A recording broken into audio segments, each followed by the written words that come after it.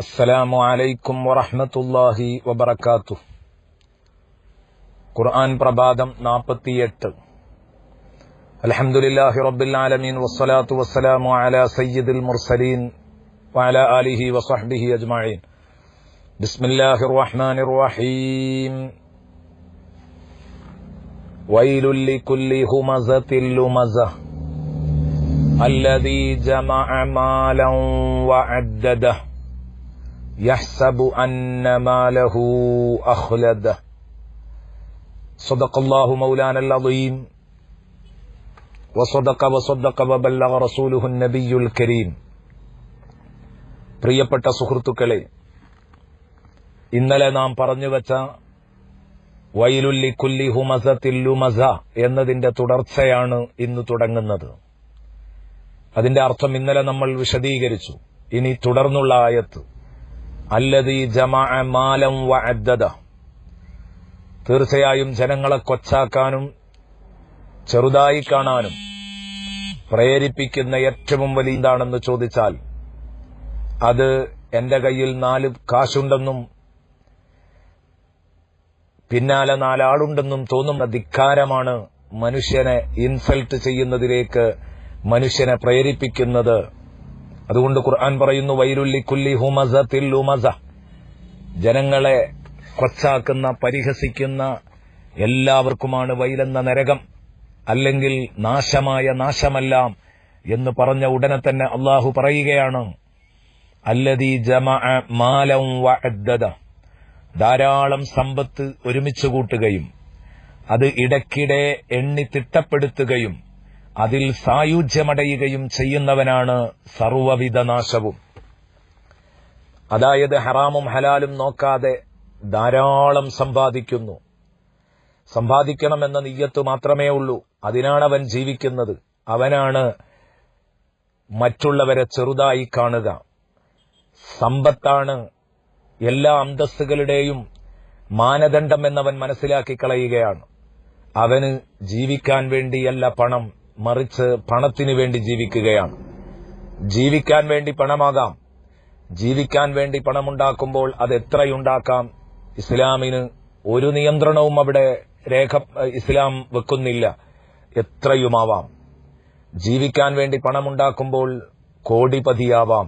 പക്ഷേ പണത്തിനു വേണ്ടി ജീവിക്കുമ്പോൾ അവിടെ 10 രൂപയെപ്പോലും സ്നേഹിക്കാൻ പാടില്ല.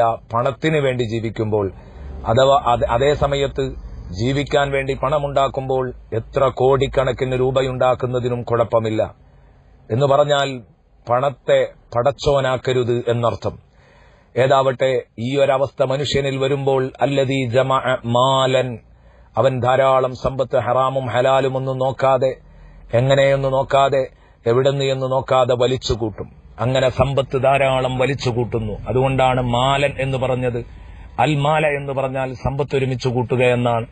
മാലൻ എന്ന് പറഞ്ഞാൽ ധാരാളം സമ്പത്ത് ഒരുമിച്ച് കൂട്ടുക എന്നാണ്. ഈ ശൈലിയിൽ പറയാൻ കാരണമെന്ന് ബഹുമാനപ്പെട്ട പണ്ഡിതന്മാർ ചർച്ച ചെയ്തത് കാണാം. ഇത് പണ്ഡിതന്മാർക്ക് മാത്രമേ ആ ചർച്ച ഉൾക്കൊള്ളാൻ കഴിയൂ. സാധാരണക്കാർ അത് മനസ്സിലാക്കുക. മാലൻ എന്ന് പറയുമ്പം ധാരാളം പണമെന്നാണ്. അൽമാൽ എന്ന് പറയുമ്പം പണമെന്നേ അർത്ഥമുള്ളൂ. അപ്പോൾ ഏതാവട്ടെ, അല്ലദീ ജമഅ മാലൻ വഅദ്ദദ, എന്നിട്ട് ഇടയ്ക്കിടെ അത് എണ്ണി തിട്ടപ്പെടുത്തുന്നവനാണ്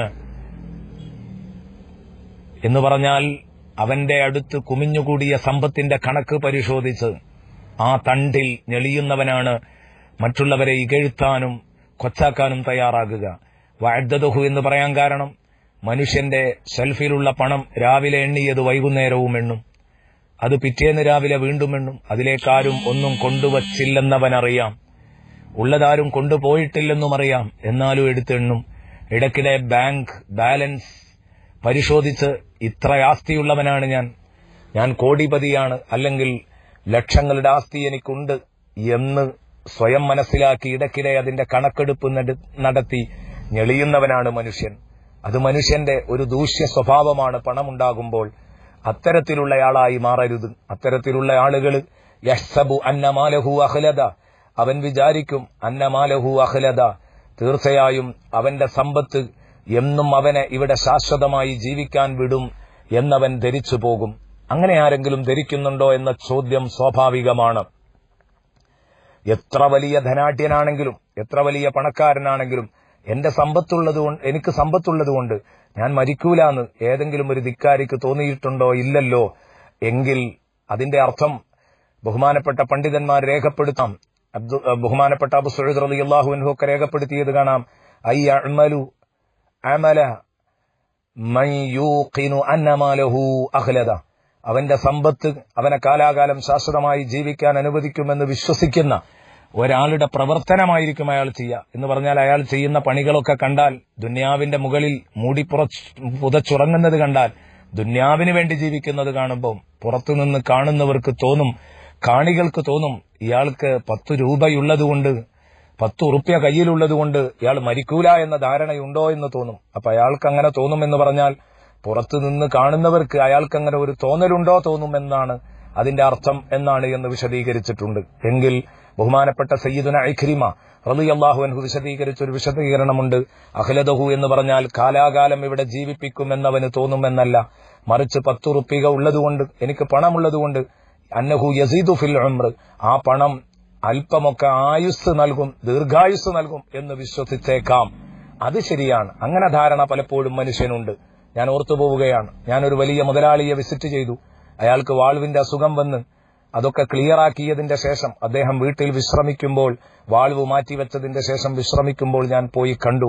എന്തൊക്കെയുണ്ട് ഹാജിയാരെ വർത്താനമെന്ന് ചോദിച്ചപ്പോൾ അദ്ദേഹം പറഞ്ഞു, ഉസ്താദേ അതൊക്കെ പണ്ടായിരുന്നു. എന്ന് പറഞ്ഞാൽ വാൾവിന് അസുഖം വന്നാൽ, ഹാർട്ട് സംബന്ധമായ രോഗങ്ങൾ ഏതു വന്നാലും, അല്ലെങ്കിൽ കിഡ്നിക്ക് അസുഖം വന്നാൽ, ആന്തരാവയവങ്ങൾക്കൊക്കെ രോഗം വന്നാൽ പേടി തന്നെയായിരുന്നു ഉസ്താദെ പണ്ട്. അപ്പോൾ ഞാൻ ചോദിച്ചു, ഇപ്പോഴെന്തിനു പേടിക്കണം? പണമുണ്ടോ? ഹോസ്പിറ്റലുകൾ ഇഷ്ടം പോലെ, ഡോക്ടർമാർ ഇഷ്ടം പോലെ, ഉപകരണങ്ങൾ ഇഷ്ടം പോലെ, അതിനൊക്കെ ആളുകൾ ഇവിടെ ഇല്ലേ? ഇന്ന് അങ്ങനെ പെട്ടെന്നൊന്നും അങ്ങ് മരിക്കില്ല എന്ന ഒരു ധാരണ അദ്ദേഹത്തിന് വരികയാണ്. ഇവിടെയാണ് യഹ്സബു അന്ന മാലഹു അഖ്ലദ. സമ്പത്തുണ്ടോ? ഇപ്പോഴൊന്നും മരിക്കില്ല, കുറച്ചു കാലവും കൂടെ ജീവിക്കാം, 40-ലൊന്നും ഞാൻ അങ്ങ് പോകില്ല, ഒരു 60-70 വരെ എത്തും, അതെന്റെ സമ്പത്ത് കൊണ്ട് പിടിച്ചു നിർത്തുമെന്ന ഒരു ധാരണ പലപ്പോഴും പലർക്കുമുണ്ട്. എങ്കിൽ നമ്മൾ മനസ്സിലാക്കണം, എത്ര വലിയ പണമുണ്ടായിട്ടും കാര്യമില്ല, എത്ര ഹോസ്പിറ്റലുകൾ ഉണ്ടാവട്ടെ, ഡോക്ടർമാരുണ്ടാവട്ടെ, ഉപകരണങ്ങൾ ഉണ്ടാവട്ടെ, എന്തുണ്ടായിട്ടും അള്ളാഹു ഉദ്ദേശിച്ചില്ലെങ്കിൽ ഒന്നും നടക്കില്ല. അതാണ് പടച്ച റബ്ബ് ഈ സൗകര്യങ്ങളൊക്കെ ഉള്ളതോടുകൂടെ തന്നെ ചിലരെ അള്ളാഹു മരിപ്പിക്കുന്നു, ചിലരെ നീട്ടിയിടുന്നു. അപ്പോൾ അള്ളാഹു ഈ പാഠം നമുക്ക് നൽകുകയാണ്. ഏതാവട്ടെ നീട്ടിക്കൊണ്ടുപോകുന്നില്ല. പടച്ച റബ്ബ് പണത്തെ പടച്ചോനാക്കുന്നവരുടെ കൂട്ടത്തിൽ നമ്മെ ഉൾപ്പെടുത്താതിരിക്കട്ടെ. ജീവിക്കാൻ വേണ്ടി പണമാവാം, അതിനുവേണ്ടി അധ്വാനിക്കാം, ഹലാലായ മാർഗത്തിൽ ഉണ്ടാക്കാം. അള്ളാഹു റബ്ബുൽ ഇസ്സത്ത് നമ്മെ എല്ലാവരെയും അവന്റെ മുത്തഖീങ്ങളായ അടിമകളുടെ കൂട്ടത്തിൽ ഉൾപ്പെടുത്തട്ടെ. ആമീൻ എന്ന് ദുആ ചെയ്യുന്നു. അസ്സലാമു അലൈക്കും വറഹ്മത്തുള്ളാഹി വബറകാതുഹു.